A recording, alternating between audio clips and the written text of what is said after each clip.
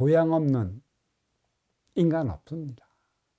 아무리 서울이 고향이고 대도시가 고향이래도 그 대도시를 주관해 나가는 본주의 영산이 있는 것이고, 또 소도시가 있다. 그럼 소도시를 주관하는 도에 그 영산이 있는 것이고, 또 소도시를 주관하는 진산이라 얘기를 할 수 있어요. 그 진산은 본주, 본산이라. 그 나의 모든 기운을 거기에 주관해 나가고 있기 때문에 고향으로 찾아오는 것이에요. 이게 도량의 개념과 다르지 않습니다. 그래서 고향의 부모님이 어떠한 모습으로 어떻게 살아가느냐에 따라 갖고 타향에서 생활하는 자식의 모습이 고향에서 살아가는 부모님의 모습에서 찾아볼 수 있는 것이죠. 이게 하나로 연결이 되어 있어요. 아무리 내 자신의 신분을 상승하려 해도 고향의 부모님의 변화가 없으면 자식이 행의 현장에 나가서도 변화가 없는 것입니다. 기운은 타향과 고향이 하나로 연결이 되어 있어요.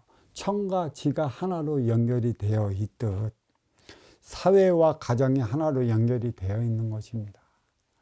근데 거기에 누가 생활하고 있느냐? 진짜 고향 땅에 누가 생활하고 있느냐? 기운 있고 힘이 넘치는 부모님이 살아 계시느냐 안 살아 계시느냐에 따라 갖고 타향에서 살아가는 고향 땅을 밟은 자식의 에너지원도 달라요. 그래서 여기에서는 그 아버지 어머니는 천지의 차원이라 얘기할 수 있어요.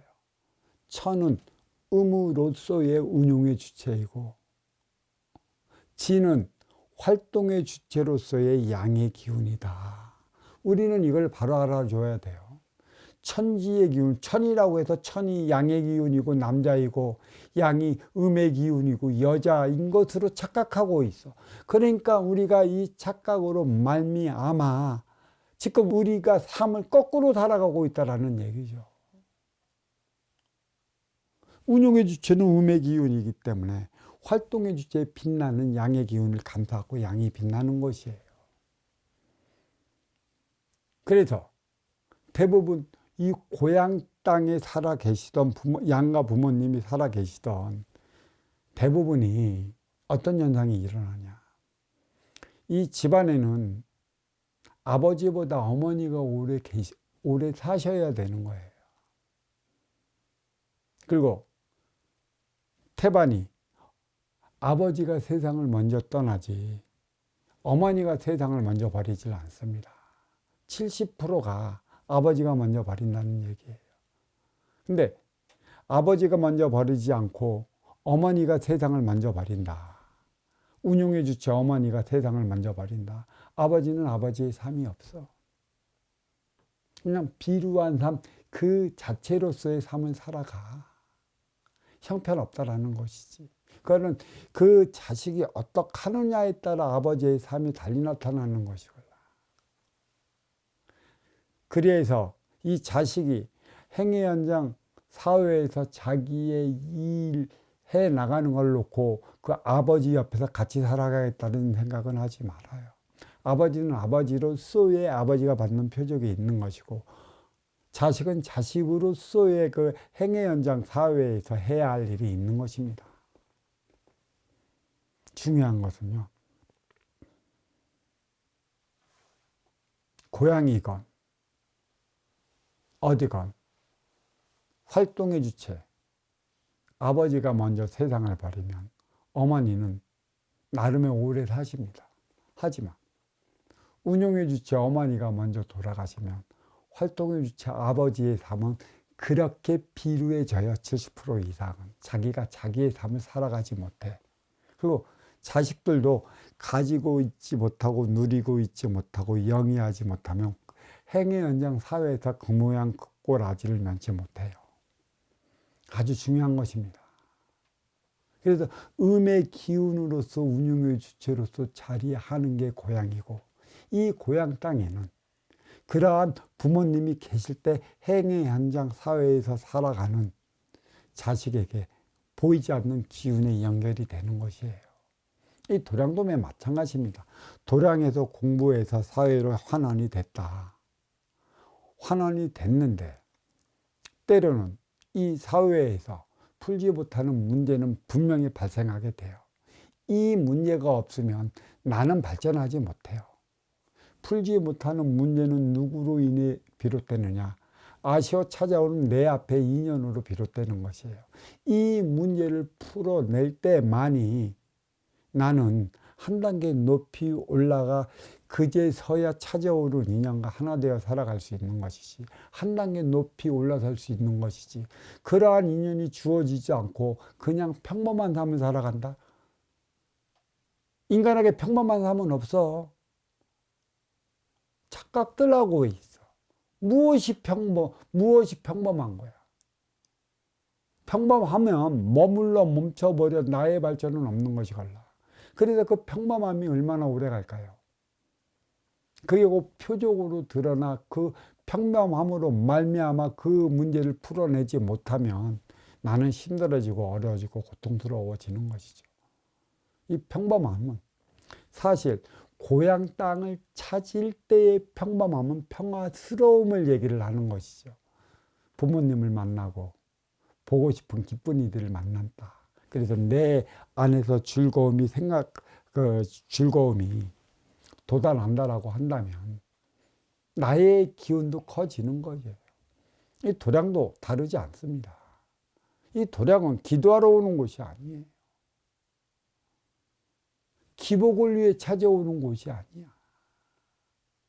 하늘에 빌고 땅에 빌라고 가르쳐 주는 이가 있어야 될 곳이 아니야. 물론 거기에서 그렇게 공부했다면 그런 이들로 말미암아 그 행위를 다 해야 하겠지만 그는 이미 치우쳤어.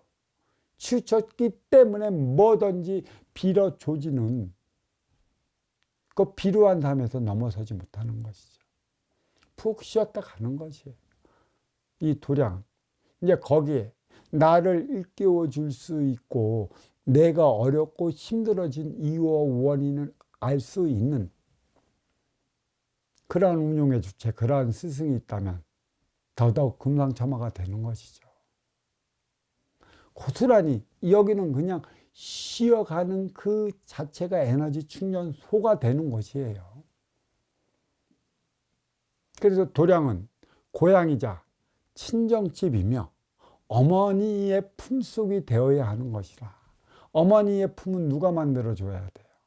고향 자체는 그것을 운용해 나가는 그 기운 자체가 있는데 그 기운과 더불어 하나 되어 살아가고자 하는 그 제자들, 또 그 도량을 운용해 나가는 운용의 주체가 이 도량의 기운과 맞물려 하나 되어 살아가지 못하면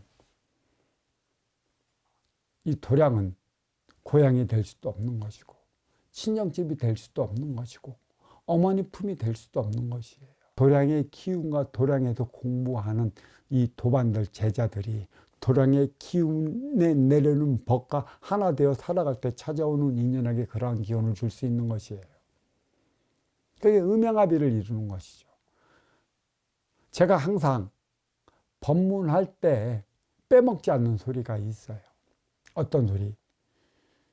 겉보고 찾아가서 속보고 후회한다고. 겉은 화려한데 그 속은, 항아리 속은 순 냄새나는 똥만 담겨져 있으니 거기 가서 어떠한 에너지를 충전해 올까요? 자, 산천산천에 풍광의 인연을 불러들이죠. 자연 경치가 인연을 불러들이죠. 맑은 공기가 인연을 불러들여요. 근데 문제는 뭐예요? 거기에서 살아가는 이들이 그 자연에서 주는 그 기운과 일체의 삶을 살아간다면 아무런 문제가 일어나질 않아요. 근데 풍광이 인연을 불러들이고 자연이 인연을 불러들이고 공기가 인연을 불러들이는데 거기에서 사는 토백이들이 인연을 불러들이는 것처럼 자가당착해서 자기 욕심만 채우려 하다 보니까 무라일체가 안 되는 거야.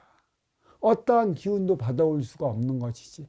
지금 그래서 우리나라에서 문제가 되는 게 무지 많아요. 관광지로부터 터세로부터 어디 가면 풍광은 좋은데 거기에 사는 이들이 왜 그리도 인연을 맞이 못하느냐, 기타 등등의 일련의 상황이 벌어지는 것이죠.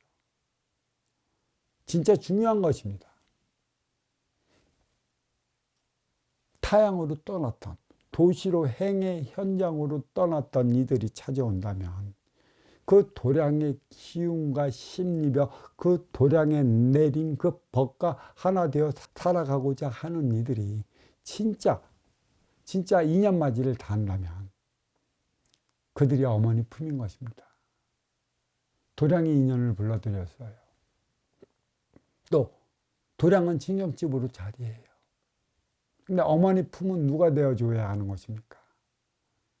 도량을 지키고 도량에도 공부하는 이들이 이 도량의 기운과 도량에서 내린 법과 하나 되어 살아갈 때 무라일체가 되는 것이에요. 아주 중요한 것입니다.